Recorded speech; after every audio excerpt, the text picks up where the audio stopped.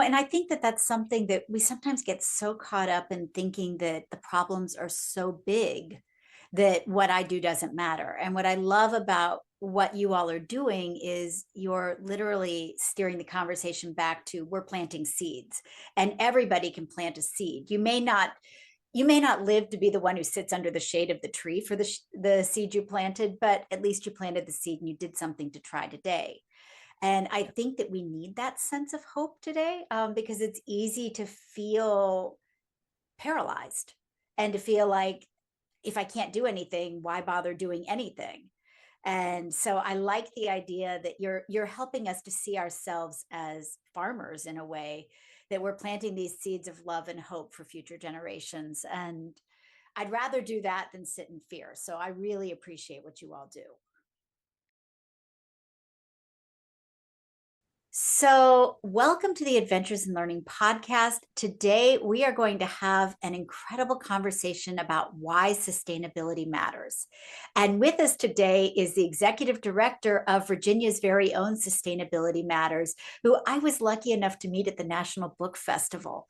And I am so excited to dive into this conversation because this is such an incredibly intelligent woman. She has done everything from work on the Appalachian Trail alongside her father. She's got so many years of experience in sustainability, and she played Titania at MIT. So I think there's a lot we have to talk about today.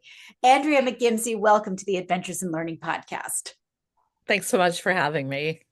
So let's start with you. Tell us a little bit about you, about your adventures in learning, and how you got to be the executive director of sustainability now.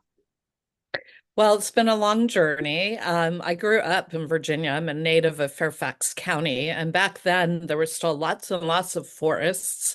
So I grew up playing out in the woods and playing with all my fellow critters like frogs and turtles, which are my favorites. I agree. Uh, and I was really lucky. Got to go to a great public school system and learned a lot in school, and then got to go to MIT on a scholarship, which was amazing. So that was an incredible opportunity to do book learning.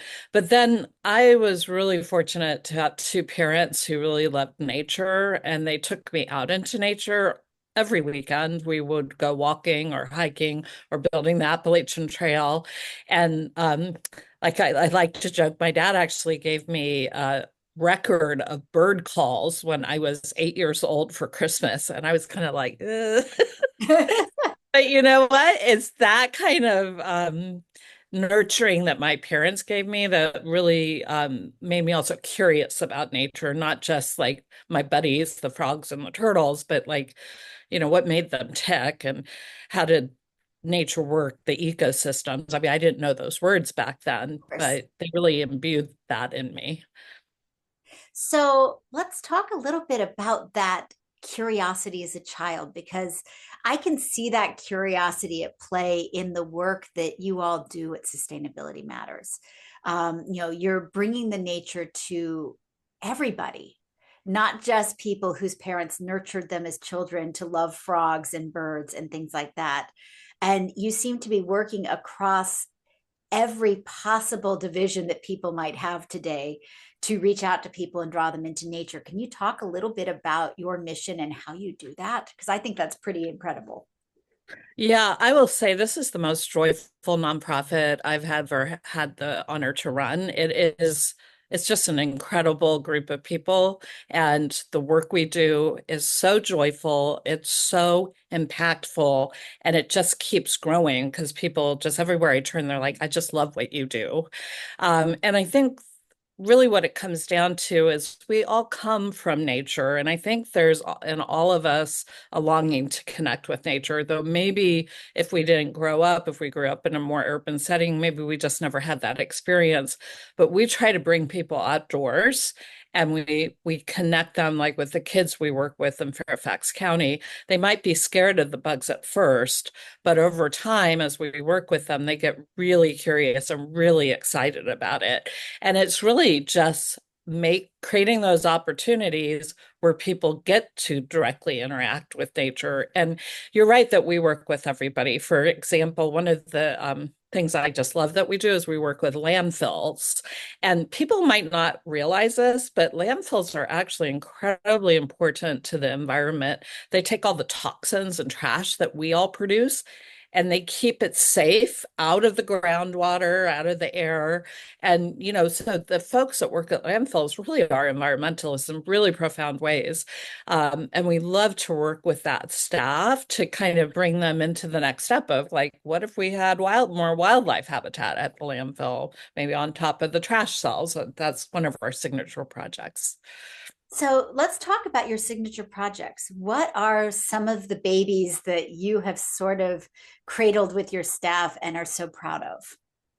Yeah, well, first of all, I want to just say that our founder, Sari Karp, whom we lost last year to cancer, this was really her vision, and I really want to honor her and her vision. I've taken it a little farther in some ways, but one of the things she really loved was making trash bloom, and that's what I was just talking about.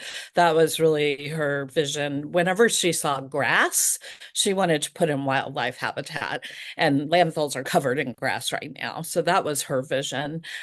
I've taken that a step farther because I used to run National Historic Landmarks, and a lot of historic places, they really concentrate on the buildings, and the land is kind of an afterthought, but they tend to have a lot of land. And so we're working with historic parks and historic sites to put in native meadows. And our first project is the W&OD Trail, which is the historic railroad in Northern Virginia, which is so exciting. I love how that's going. And then we really always bring in the community. Community engagement is like our signature. That's what we don't do anything without them following it up with lots, getting people involved. So, example, when we do a native meadow, we do these wonderful, joyful seeding parties where we've prepared the land, everybody shows up, we give them seeds mixed with rice chaff and buckets. And this is little kids up to grandpa, and we line up and then we all like throw the seed around. And then afterwards, with native seeds, you want to get it into the ground so it doesn't blow off. So we dance on top of the seeds, and we have a playlist with, songs from every generation, and it's super fun. And everybody wears their butterfly wings and their bumblebee outfits, and it's really cute. Oh, So that sounds absolutely joyful. I want to it come to a is. dance party with you. That sounds so much fun. Our Um, next one is February 8th in Vienna on the W&OD Trail. Excellent. So if you're in Virginia, you want to join them. And let's go ahead just while we're talking. If people want to know how to find your events, what is the website they should go to? Yeah, it's a little long. It's sustainability matters with an S dot earth. I So love it. sustainabilitymatters.earth. And the other way you can follow us is we've got an amazing social media influencer on our staff. So we're on Instagram, we're on Facebook, we're on TikTok, we're on LinkedIn. And if you just search on Sustainability Matters, we'll pop up because he gets so many views. We're right there at the top. Excellent. I'll make sure I drop all of those links in our show notes. Let's talk about sustainability. If somebody just popped into the conversation and was like, okay, this all sounds like fun, but what is sustainability and why does it matter? What would you tell them? Yeah, the way I really simply think of it is it's what we do today matters to future generations. And how can we live on Earth today in a sustainable way that will create a livable world for future generations? And not just people, of course, it's all the critters that we share this Earth with. It's honestly, we're having a biodiversity crisis. There's problems with our health, like we're getting plastics into our bodies and unprecedented rates. There's some real challenges that are out there that we're trying to address, but we don't focus on the negative. We'll talk about it and we'll educate people, but then we try as quickly as possible to go to that. What can you do? What act can you take today that will be more sustainable? And I want to talk about that just for a moment, that on social media, we have this incredible young man. He grew up in Leesburg, Virginia, and he really is a social media influencer influencer for sustainability. He doesn't sell anything. He just does 30 to 60-second pieces about what could you do today to be more sustainable. I want to tell you just one example, how he changed my behavior. It turns out that single bananas are the most thrown out thing in a grocery store, which I didn't know. And so he said basically in his video, buy the single bananas. Don't always just buy the bunches. And now when I go to the grocery store, I'm always looking for the single bananas. And you can get them at different ripeness. And so they kind of ripe over time. Anyway, it's a brilliant I little love video. that. He changed my behavior and probably many other, and sometimes he gets millions of views. That's So so cool. So, yeah, what are he's some reached. other things if we wanted to take one step today? What would be some other things you would recommend? Well, another one that was really popular was ceiling fans. People don't realize this, but most ceiling fans actually have a switch, and you want to run them in the wintertime one direction and in the summertime the other direction. Because anyway, he explains it all in the video. But most people don't even know that. So watch Kenny's video. And you can just again Google sustainability matters and ceiling fans. It should come up and he'll teach you how to do it. And it keeps you cooler or warmer using less energy, which Very, is much very more cool. sustainable. Well, and I think that that's something that we sometimes get so caught up in thinking that the problems are so big that what I do doesn't matter. And what I love about what you all are doing is you're literally steering the conversation back to we're planting seeds and everybody can plant a seed. You may not live to be the one who sits under the shade of the tree for the seed you planted, but at least you planted the seed and you did something to try today. And I think that we need that sense of hope today, because it's easy to feel paralyzed and to feel like if I can't do anything, why bother doing anything? And so I like the idea that you're helping us to see ourselves as farmers in a way that we're planting these seeds of love and hope for future generations. And I'd rather do that than sit in fear. So I really appreciate what you all do. Yeah, thank you. You just said it so beautifully. So, well, good. So let's talk about education because there are a lot of teachers and families that listen to this. And I know that you all have a really robust education program at Sustainability Matters. Can you talk a little bit about the kinds of programs that you offer for schools and families? Yeah, well, first of all, we have a wonderful employee, Taylor Bates, who's our full-time environmental educator. She's got a master's degree in environmental education. She's amazing. And we put together a curriculum and go into community centers in Fairfax County where we work with underserved youth, both girls and boys, but we have a special program for girls called EcologicGALS, ecological, I if you will, love play the on words. pun. Yeah.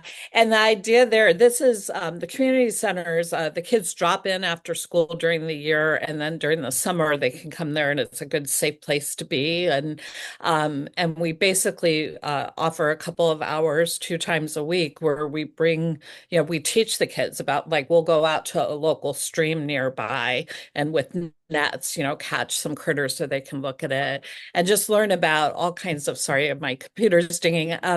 Uh, Learn about all kinds of things that are out there in the woods or in the meadows nearby. And then we actually bring them we put a meadow on the I-66 transfer station in Fairfax County that's thriving and it's filled with pollinators, with birds and butterflies and bees. And we brought the kids out there and actually did a plant count with them. So teaching them, the science of like seeing what's growing and how did this work, and over time, each year we'll actually use that data to see how the meadow's doing. So you're adding a little citizen science into the mix as well. Exactly. So this is really hands-on education. So, and I think it's a really wonderful complement to book learning, right? Because they got that all year in school, and this is really getting them out and showing them, what might it be like to be assigned to them. By the way, that's another really cool thing we do. We bring mentors in. And so we had, for example, this year, the first Black female to run the fisheries at U.S. Fish and Wildlife Service. Her name's Mamie Parker. She is the most inspirational woman she's just amazing. And she came in and told them about her journey from being a child when her mom taught her how to fish. She was raised by a single mother, and I think it's Alabama, I want to say, it might be Arkansas. Anyway, and how she grew up to, have this amazing position, leadership position, and her journey along the way. And you could see the kids, like the girls just surrounded her after her talk. And I snapped a picture, and you can just see the inspiration and the interest in their faces. And anyway, that was a really special moment. And that's an example. We had a captain of a boat come and talk to them who does science out on the waters, things like that. So we try to kind of show them a path forward into the sciences because unfortunately we still don't have enough girls in the sciences. And so we're really trying to, encourage them, give them that confidence early on in their education. Well, and I love that. And one of the things I'm learning as I'm talking to people and doing this podcast is I have discovered so many amazing thinkers, and everybody has a different story for how they got there. I recently was talking to Dr. Kim Galvez, who works for Viking Cruises, and they Hmm. now have a science research lab on board their ships for when they're going to like the polar region so that they can map the ocean floors. And they have hired, of the four chief scientists, three of them are female. And that's a huge step forward. But, that's the kind of job, just like with fish and wildlife, those are jobs that kids have no idea exist in the world, and some of them didn't exist when we were younger, but they're jobs that it's great to expose them to the people doing them so that they can see that you can think creatively and hopefully will find your way to do something that matches your interests. Exactly. Yeah. And one of the cool things is you can take almost anything you're interested in some way, bring it back to nature. Like we had a kid who really liked photography, and we talked about becoming a wildlife photographer, just to open their minds to the possibilities. And there are so many possibilities. And I think the other thing I noticed and I really admire about what you all do is you focus on connections. So it's not looking at things in isolation, but thinking about, yes, that's a very cool squirrel. How are we connected to it? Or, looking at the pollinators and realizing that, you've got the flowers, but within the flowers, what are the other animals relying on the flowers? And, how does that then impact us? And I love the fact that you all provide those layers in your education for the kids. Yeah, I think we so often get a sense like it's like we're separate from nature, but we're really not. Every bite of food in the end, right, is coming from nature ultimately. Yes. And one in every three bites of food is directly connected to a pollinator. So they're incredible. Butterflies and bats and birds are all incredibly important to us humans. Yes. When I was at the Discovery Museum, we had a bee exhibit. And one of the things I loved to show children was that image that you can see your supermarket with and without pollinators. And it's a stunning image to realize, as you just said, one in every three bites is impacted by a pollinator. And if you take the pollinators away, you're left with so few choices. So, I mean, that's probably one of the most direct connections for us, but there are many more, and we're definitely seeing them as we look at climate change and other things as well. Does sustainability matters talk about climate change with kids, or how would you take that on? Oh, sure. I mean, it's science, right? And so we just teach about it. And people out in rural areas, especially, well, but everywhere, we're feeling the stress on the trees, and I mean, it was so hot and humid this past summer. I grew up here and I was like, whoa, I've never been this uncomfortable with the humidity because I'm used to it, right? Right. But we can feel the rains are getting stronger. So we just talk about it and just, we just talk about it. It's really because it's a factual thing that's happening. And then you talk about sort of, again, those next steps, the things that you can do today. Exactly.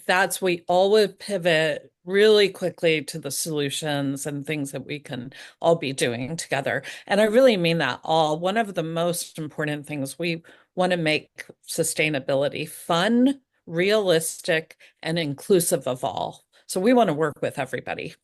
I think that makes so much sense. I was talking to a friend in Australia who does research on waters and rivers, and he was talking about there was a disconnect because you had the farmers and you had the environmentalists, and they were at odds with each other until they started realizing that they shared the same love of the river and they all like to fish.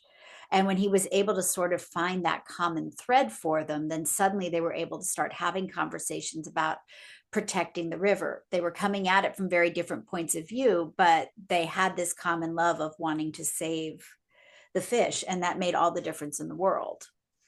Yeah, and when you really think about it, we all do have common values. We all care about being able to breathe clean air and to drink clean water and the beauty of nature. I mean, it's awe-inspiring pretty much to everybody, right? Yeah, And these are all things that we share together. So if you can get past some of the divisions that have, been purposely put out there by certain interests, and just talk as fellow human beings, you can really get to a place of working together again.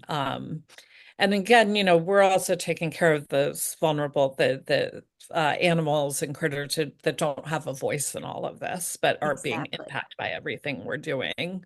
So, yeah. I wanted to tell one story. There was a farmer I was put in touch with down in Nelson County. He's head of the Farm Bureau, and his whole farm, which has been in his family for centuries, has been taken over by an invasive grass from Africa called fountain grass. And he was just telling me, I'm a native grass farmer and it's what my cows need to eat. And we really met, we care about all the pollinators and all the other critters as well. But, we were meeting in the same place that we need our native plants for to survive, and those are the kind of connections we're making all over the place. That's really powerful. I have a couple of kind of random questions for me. I love picture books. And when I'm out and working with students, I love to connect books to environment, to nature, to STEM and STEAM. Are there books that you've fallen in love with over the years that you like to use when you're doing work with kids? And what are they?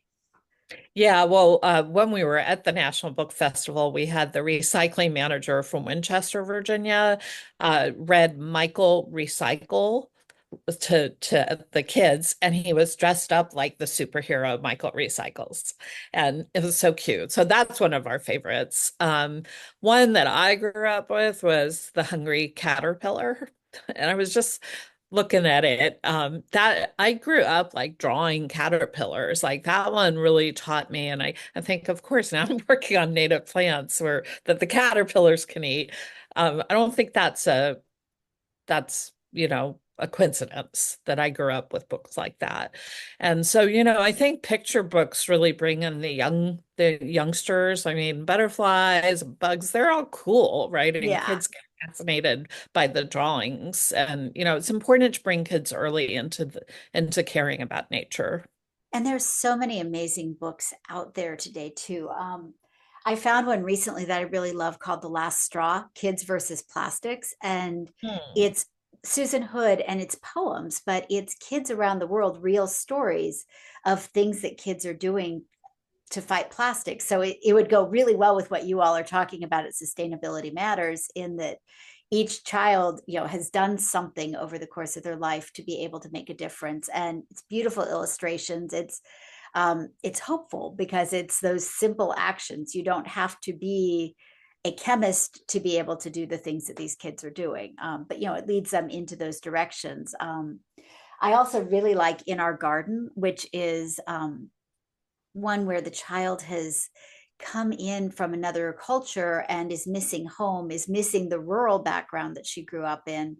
And she's now in an urban setting, and she has a compassionate teacher who figures out how to use the roof to grow a garden. And so the whole class gets into it and starts learning about that connection to nature, and is able to eventually share the vegetables with others, which I think is a really cool concept. And so anytime I can find books where kids are able to understand about water or animals, or see something that maybe they wouldn't see in person, I love to bring those in.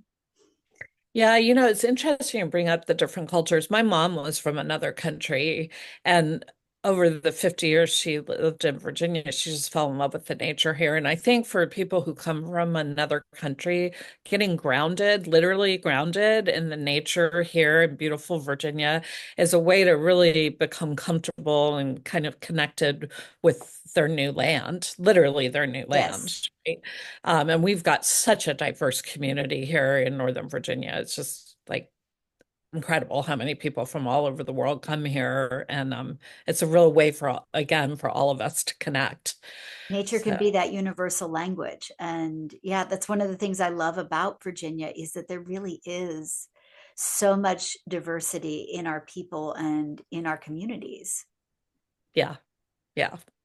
So if So somebody, I know what you do is very unique to Virginia, and that's where your focus is. Are there other states or other communities who have approached you all that kind of go, hey, how do we do what you're doing? yeah, I actually was just up at a landfill in Bourne, Massachusetts, which is right at the beginning of Cape Cod. And the fellow actually had a picture of our founder up on his wall, which was just so sweet. But he's really interested in doing a Making Trash Bloom project up there. And then we actually just started talking to some folks in Minnesota who want to do it. So I'm going to be talking to the Eco Club, Twin Cities Eco Club in December about that.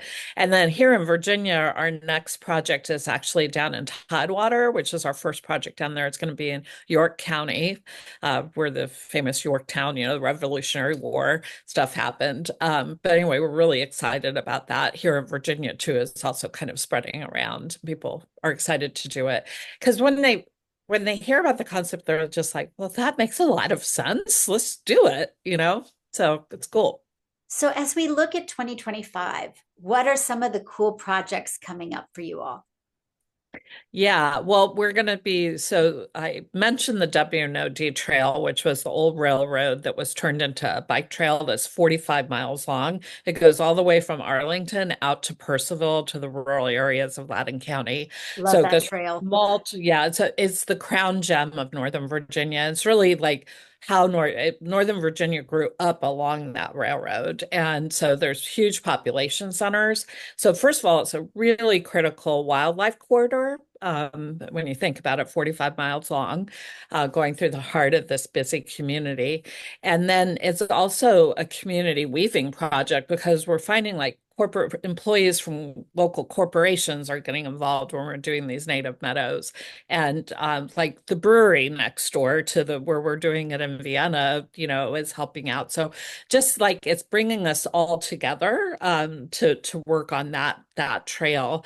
And hopefully, because they get over 3 million visitors a year, hopefully we're going to be able to educate even more people and inspire them to, because we always hope like people will do stuff back on their own home, the grounds that they own, or maybe their business or their church or, whatever Yeah. kind of place that has land where they could put some native plants. And by the way, we always say even one native plant in a pot on a balcony makes a difference. So anyway, we're really excited about that. I mentioned York County. We're going to be working on a Making Trash Bloom project down there. Um, I'm in conversations with that various historic sites to do more meadows. I don't have any that I can talk about yet, but it's brewing. That's coming. And then, of course, we're going to keep going with our EcologicGALS, our educational programs. And by the way, the all gender version of that is Guardians of the Green, Oh, which I love. fun. Isn't that fun? Yeah. One of the community center staff came up with that name and we love it.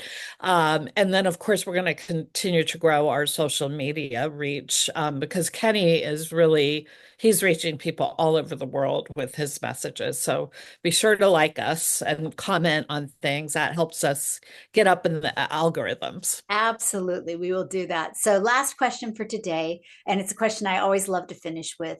What currently brings you joy? What brings you hope?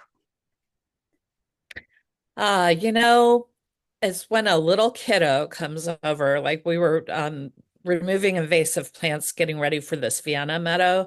At the very end, this little boy and his daddy came over, and there were a couple of nests we had found that didn't have eggs in them anymore. And he was just fascinated by the nests. And a little boy named Keanu, and just talking to him and to his father, it gave.